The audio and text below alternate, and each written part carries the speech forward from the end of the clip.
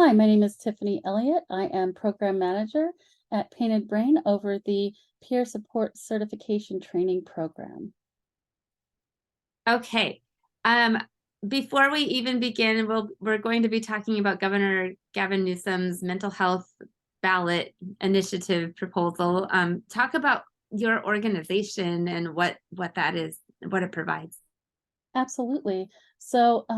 Painted Brain is a nonprofit based in LA. We do a lot of peer support as well as some clinical services for the people that we serve. We also provide peer support certification training for the Medi-Cal Peer Support Specialist certification that is new to California through SB 803. We are also in the process of being a provider for the Justice Involved certificate or the Justice Involved specialization. And so we do a lot of things with the arts, of course, being Painted Brain. We have a community space in Los Angeles with a gallery space and different arts classes, groups that we have with social workers for people who receive services. We also have a program that specifically reaches out to individuals who are formerly incarcerated. Great. And so when you're talking about providing peer support and all these different modules of support, for lack of a better term, we're talking about specifically support around mental health, correct? Yes, mental health and substance use. In both areas. Okay, And of course, where they intersect and people have co-occurring disorders. which is pretty common, right? Yeah, it's not uncommon at all, you know. You Yeah. have some people who have straight mental health, some people who have straight substance use, but there does tend to be a good bit of overlap for many people. Yes, that makes a lot of sense. And hopefully we can dive into that a little bit deeper. However, let's talk about Tuesday. I understand you were in Sacramento making Yes. public comment. Talk about Governor Gavin Newsom's ballot initiative that is on the table and paint a picture of what Tuesday looked like and how you were involved with that. Well, I'm an individual with lived experience with mental health challenges. I have post-traumatic stress disorder and depression. I also live with physical disabilities and I'm neurodivergent. And I have family members with substance use challenges and mental health challenges.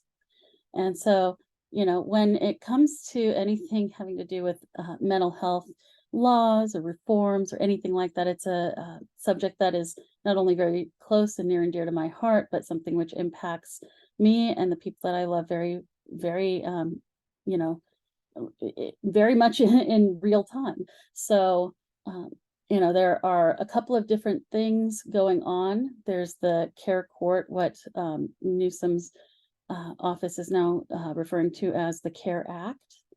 Um, And and before you even go on to the next one, tell us what is the CARE Act? the CARE Act is a way of trying to address the houseless crisis that we're facing in California. In my personal opinion, there are good intentions, but many of the ideas are missing the mark. It was very surprising to me a couple of weeks ago when a large group of parents came out in opposition to individuals uh, even making psychiatric advance directives to help, to help guide their care. And so, what care court is intervention for people who are either houseless or at risk of losing their homes, and with the assumption that these individuals are incapable of making their own decisions or will soon be incapable of that.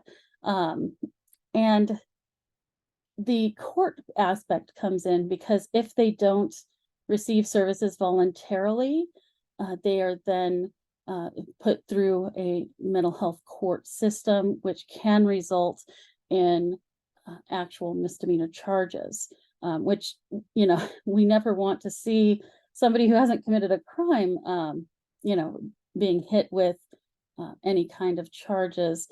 Uh, you know, I worked with Sally Zinman at the California Association of Mental Health peer-run organizations, a great leader in our community who has now passed.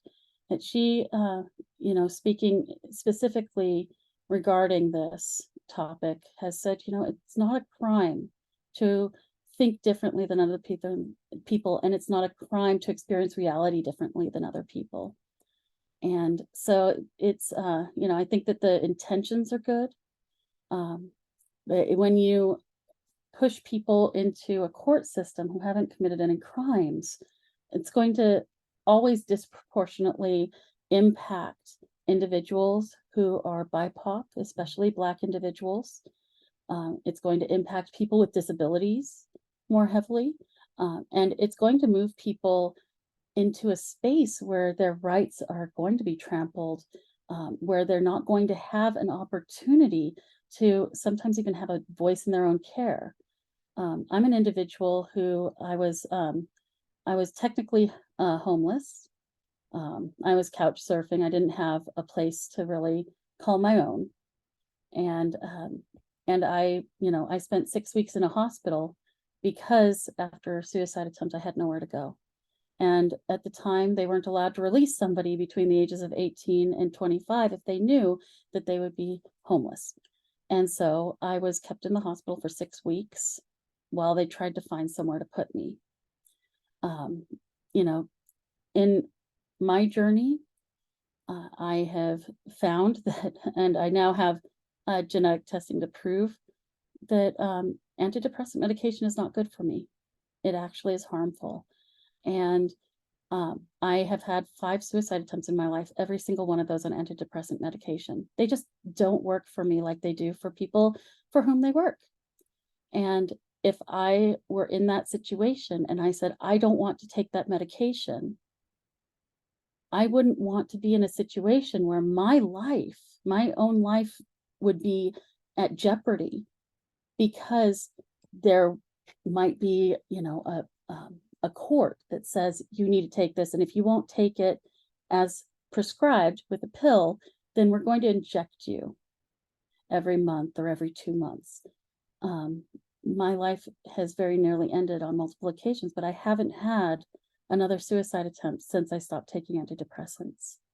So it's very Tiffany, thank you so much for sharing that. And my guess is that you're not sharing this to say that nobody should take antidepressant. Oh, absolutely not.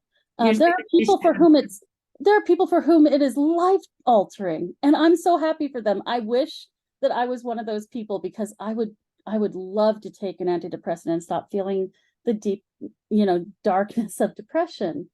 It just doesn't work that way for me. And every person is different. That's why every person needs to have their own individualized way of addressing these things. And we know that forced treatment doesn't last. You know, you can't, you shouldn't keep people in forced treatment for the rest of their lives, right? Like even the CARE Act itself, the CARE Court, it's not looking to keep people conserved forever or anything like that. It's a different kind of initiative. And so if somebody doesn't want to take medications for whatever reason, and you force them, as soon as they're not forced to, a good number of people are going to turn away, not only from medications, but from the mental health system in general, from the people who forced them in. And that's not going to help with our crisis. In addition, 326 removes funding from existing mental health services. Instead of the 5% off the top of Mental Health Services Act funding that has been typical throughout the life of the bill so far, that would increase that administrative overhead to 10%. And then with the remaining 90%, instead of having 100% of that money to do with what they need at the county level, 65% would be what the counties get, because 35% is being earmarked for housing initiatives. And we don't know what that looks like right now. Housing initiatives is such a broad term, and so much is changing so quickly with this bill that we don't have an accurate picture that we can go off of. So with the 65% that counties would still have access to address mental health care, they're also being required to serve substance use. So for a long time, counties have been serving people who have straight mental health and who have co-occurring. This bill would require counties to serve people who have straight substance use challenges, as well as the existing pool of people with only 65% of the funding. I see. And so, and then there's a lot for us to unpack here. So part of it is, part of the peer model of programming is teaching people coping skills. Is that right? Yeah, and helping people to find what works best for them, because coping skills can be varied. What works for me isn't going to work for somebody else. I would never recommend somebody go off of their antidepressant medication just because it doesn't work for me. I also, there are certain things that I might do for myself that wouldn't work for somebody else. So when it comes to those things, finding what works for you, that's another important part of psychiatric advance directives, is having a voice if you do become incapacitated. Being able to say, these are the things that work for me, these are the things that help, these are the things that don't work for me, these are the things that harm. And being able to put your wishes out there. Now, there might be times when not every piece of an advance directive can be followed, but for the most part, it is a legally binding document that, will help providers to give the kind of care that's going to help people to get better. So Yeah. I hope that helps some. Yeah, no, that's a great overview. And I think of, and then we'll get into sort of the what it looked like on Tuesday at the hearing in just a minute. But I'm thinking of what Kalechi Ubuzo says, like, not about us without us. So it sounds like this proposal doesn't necessarily, the formation of the proposal itself doesn't necessarily involve the folks who are most impacted by it. Yes, and that's a very important point, and one that I made in my public comment, is that there is no rush on this. This isn't a new problem. This isn't a crisis that came up yesterday. This is something that we've had going on in California for a long time. So there is room for us to take a little more time, get the voices of people who've been impacted by houselessness, by mental health challenges, by 5150s, 5250s, get those individuals' voices heard, especially people with disabilities, people who are Black, Indigenous, people of color. We want to have these voices heard because, yeah, like you said, nothing about us without us. That is our anthem in the peer movement. And it's something that has been an afterthought, if it's thought of at all, in the creation of this. There's, a lot of small community-based organizations, small nonprofits like Painted Brain, that rely on funding that is going to go away. A lot of these small nonprofits are, led by people of color. I know that Painted Brain, we're led by an individual who is Black, who is an amazing powerhouse, Rachel Chambers. Black Men Speak was also at the Capitol on Tuesday with Shuja. There's just so many amazing organizations that need this funding. Innovations funding is in jeopardy with only 65% of the funding to provide 125% of the services. There's not going to be much left over for community supports that are provided by non-county sources. And the part of this that's compelling or worth paying attention to is it sounds like this program is specifically for unhoused people who also have a mental health condition. Is that right? It keeps on changing. So for a while it was specifically people with psychotic disorders. And the last I heard was that they were including straight substance use, but that can change too. There's just so much that changes on a daily basis. But That is it's the unhoused piece the common piece that remains?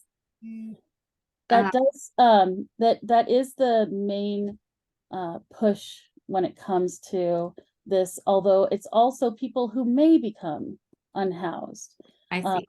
which, you know, is also concerning, especially for people who are people of color, people who are disabled, because, you know, a variety of different sources can basically turn them in for inclusion in the care court, and force people into treatment that really, you know, are doing okay. You know, like Sally said, it's not a crime to see reality differently. It's a crime to commit crimes. You Yes. know? Yes, I know. It's interesting. I recently spoke with a formerly unhoused woman who talked about going from being a successful hairstylist who had a little bit of trauma from being a childhood survivor of sexual abuse, and at some point recreationally tries drugs, and then eventually she said she can't remember when she fell off, but at some point she went from, you know, job holding successful person to person pushing a buggy, struggling with addiction. And it took her a while to get herself, but eventually she found a program that specifically helped unhoused women. And, you know, it took her a bunch of times to get there, but she eventually went on her own accord. And I told her, like, this is a policy that's being in place, like, that is being offered. What do you think? And without understanding all the nitty gritty, because it keeps changing. So I'm trying to wrap my brain around it. And she said, well, maybe that would be good, because maybe if everybody had a chance to experience life clean, then that would give them a new perspective. But what's And missing here? Like, why is that not the solution necessarily? well, you know, when it comes to care court in other states, it's a diversionary program for people who have committed crimes, right?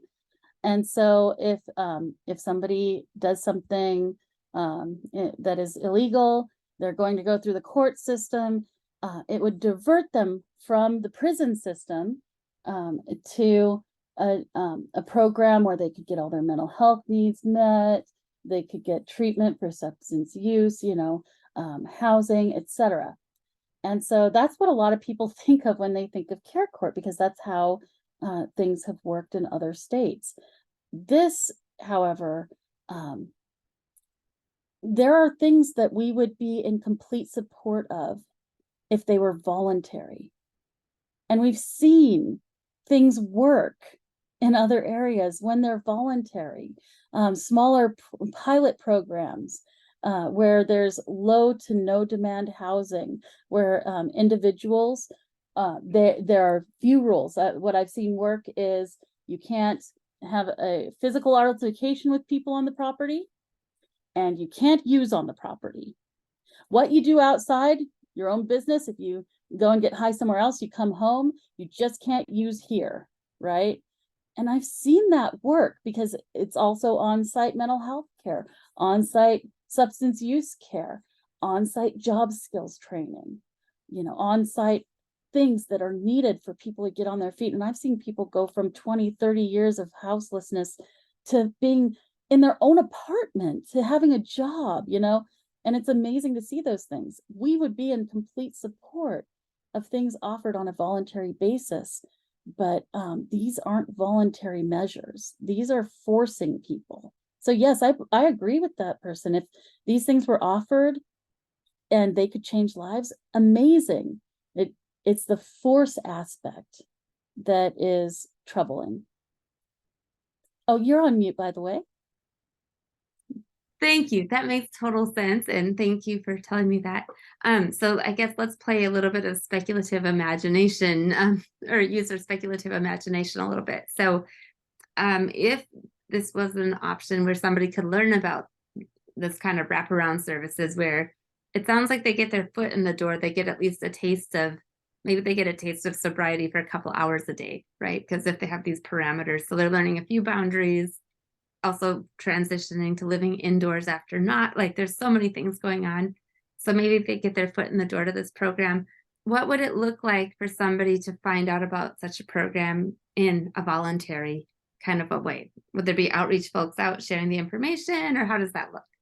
Yes, and that's an important aspect is the individuals who've experienced houselessness themselves, people who have lived on the streets, going out and talking to people in situations they've been in, and not, police officers, not the professionals, but peer supporters who have been there, who can talk on a one-to-one level, say, hey, this is a safe place. I know that it's really dangerous for women out here.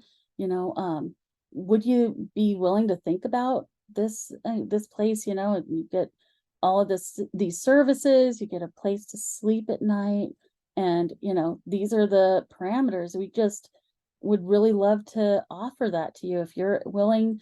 And of course, in the course of conversation, building that relationship, and we've seen that work, where there are homeless outreach teams that go into encampments and interact with the individuals and build that rapport that's needed for people to open up to these ideas.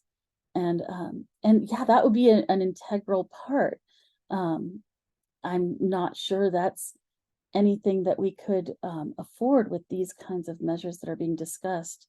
When it comes to the housing component, that 35% of funds, we don't even know how that's going to be spent. And on Tuesday, when that question was asked, there was a non-answer given. It's basically, we're still working that out.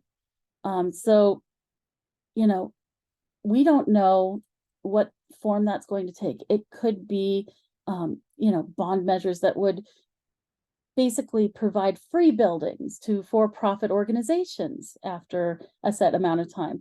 That's not what we want to do. We want to see programs that are going to serve people and, preferably voluntarily, and would make a real difference, because not every person is going to want to get off the street or get off the street right away. But if you have those services available, and it's not a forced item, not something where they're going to be forced into treatments that they don't like. A lot of people will choose to go in a direction that's not going to be living on the streets, because it's not fun living on the streets. It's not fun not knowing where you're going to sleep at night, or if you're going to be safe, or if you're going to be able to get out of the rain. Yes. And then, of course, there's the trauma piece where, in the case of women, and presumably people of many gender identities, have experienced some amount of trauma or an experience of not being heard. So I imagine maybe even if the person offering the service might feel impatient, that time will probably be critical, right, in terms of a long-term solution. Yeah. Because they'll have to leave behind everybody and everything that they now know. Can you set up the scene for me? Like, what did Tuesday look and feel like to you as somebody who participated and made a public comment? Well, I was one of the lucky people who actually got to make public comment. There was a line that did not have an opportunity to say anything, because they only set aside 30 minutes, and there was a line going out the door and down the hall. So I did make my public comment, but for all the people that didn't get to, those are unheard voices. Again, nothing about us without us, and it is leaving all of our voices in the dust. And this is really the only time that we've had to actually give public comment, which is really sad. There have been other meetings where we have, we've shown up, even tried to make public comment, but the public comments that are allowed, or broadcast, read out loud, etc., are comments in support of the bills. And so it can be very disheartening to see that. in addition, because people weren't heard when it came to the oppose or especially the opposed portion, there were people who wanted to give their reason for opposing because they didn't have an opportunity earlier in the day and their mics were cut. And that wouldn't have happened if every person had gotten a voice, every person had had a chance to say, you know, with their 1 minute limit, which is very brief, to just say, this is, you know, my thoughts on this bill. This is why I oppose, right? There was also a really troubling thing that happened because, you know, the support is pre-vetted, you know, the two people that the bill author designates. Well, somebody went for the opposed position and sat down and did not actually oppose the bill. That was disgusting because we have real reasons for our opposition, and to sit down and say, oh yes, I oppose, I don't think this goes far enough. That is not an opposition position, and it was absolutely disgusting that that person took time that belonged to us who actually oppose to make a comment that was not in opposition. I see. So it's somebody who was in the crafting camp of the bill, so to speak. And then they said, well, I don't oppose because I would like actually, like, this bill should lean further in the direction, which is Yeah. the opposite of where you all are going. Yes, and there were dozens and dozens of us in that room wearing our green shirts, you know, standing up for, you know, what we believe in. And for him to just shove his way to the front and sit down and then say something that is in in actual support of going even further to restrict people's rights was particularly disgusting, because there were dozens of us and there were other people at the front who could have sat down and actually sat in opposition to this bill and given testimony in opposition. Okay. And so 326. So this was a hearing about getting Senate Bill 326 on the ballot. Is that correct? Right. And so this was the Health Committee on Monday. The Housing Committee will also hear, you know, this arguments on this bill and take a vote.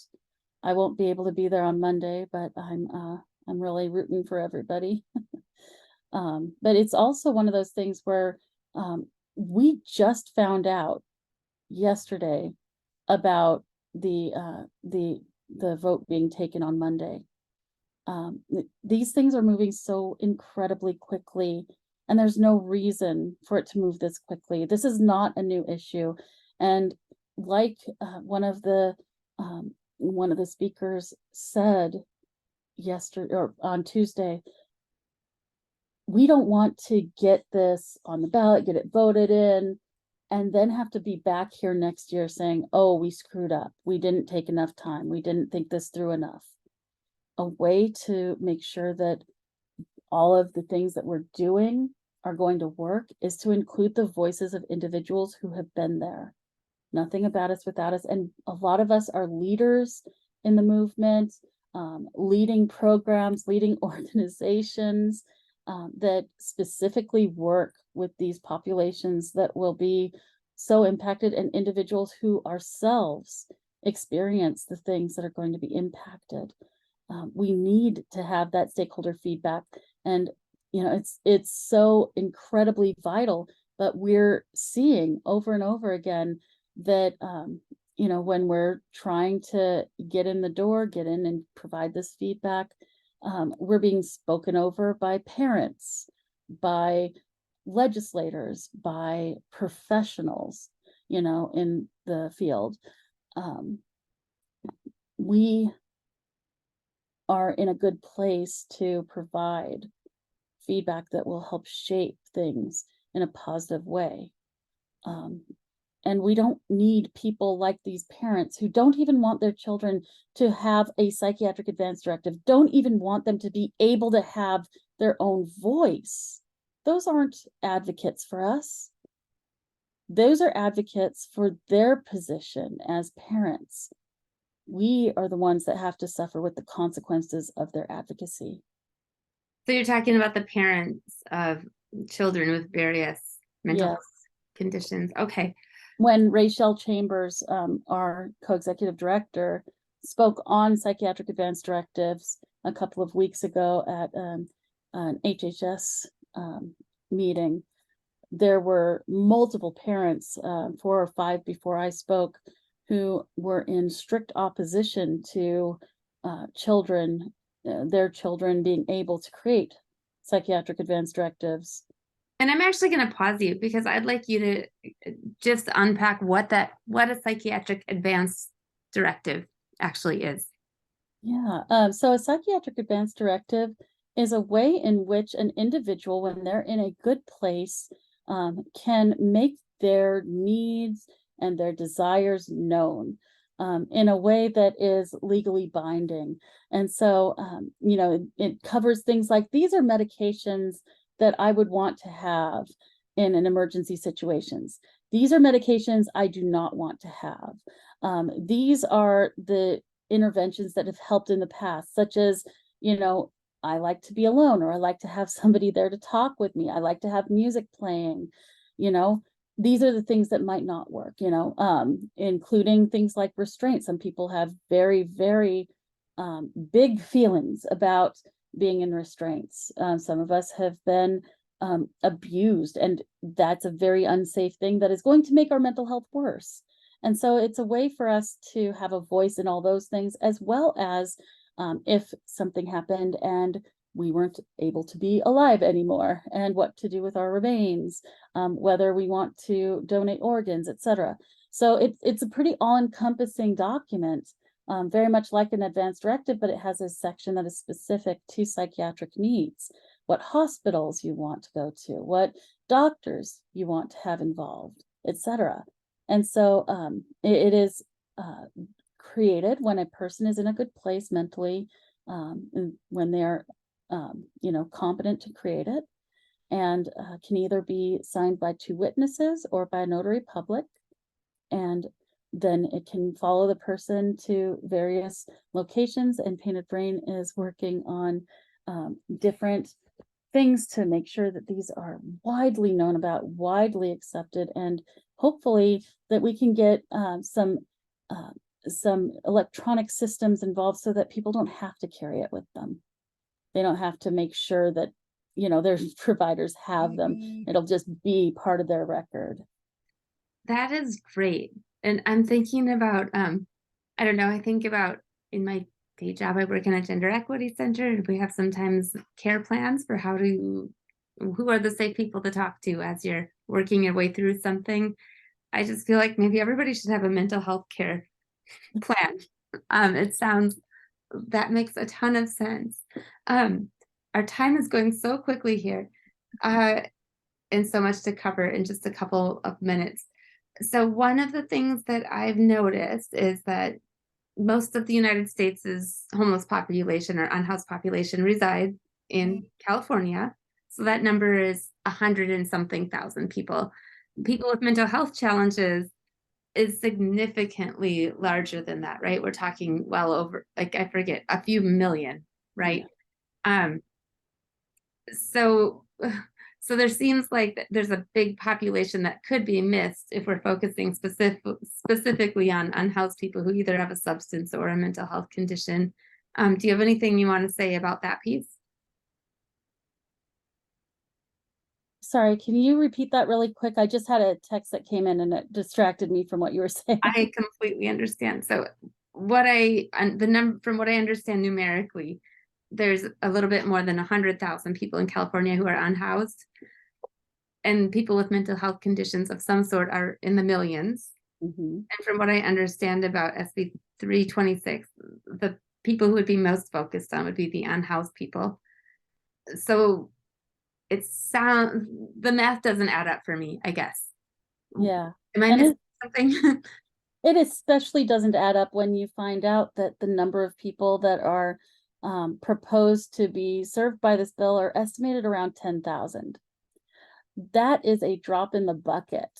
Um, you know, so even if this was a perfect bill that was going to work wonderfully, 10,000 out of, you know, over 100,000, it's not enough, you know, especially if you have people who are at risk of becoming houseless, which is a very real risk right now with all of the um, issues with, you know, people who haven't been able to pay rent since COVID hit. You know, we're about to see more, unfortunately, people losing access to their housing. And Right. so, And then we think about the millions who have some sort of a mental health component that maybe their connection to a peer support network might help them keep things together to keep a roof over their heads. So potentially many, exactly. many people could miss out. Yes, and those services are vital. You know, things like peer respites, which are an alternative to inpatient hospitalization, that are peer run, which is wonderful. You know, peer supporters being able to support people so that they don't have to go to a hospital, outpatient services, community defined, you know, culturally specific practices, um, things that aren't typically billed to Medi-Cal. That's an important piece too, because a lot of what they're saying is, oh, all the gaps can be filled by Medicaid, Medi-Cal numbers, you know, CalAIM, you know, just went through this big thing. And the thing is that a lot of organizations, especially small nonprofits, don't have access to those funds. There's no way for us to get those things that we would need to survive as small nonprofits. This bill shifts money into housing, supposedly, and to FSPs with no money to cover other services. You know, there's FSP is full service partnerships. They're usually county run programs that are run in collaboration. So, you know, so that's you know, still county run.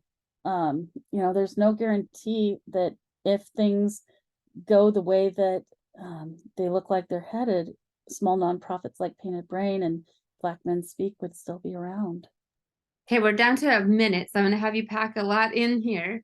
So thinking about the space where you were in when you were couch hopping and you transitioned away from that place to the place you're in today, which I'm sure was a process, and Mhm.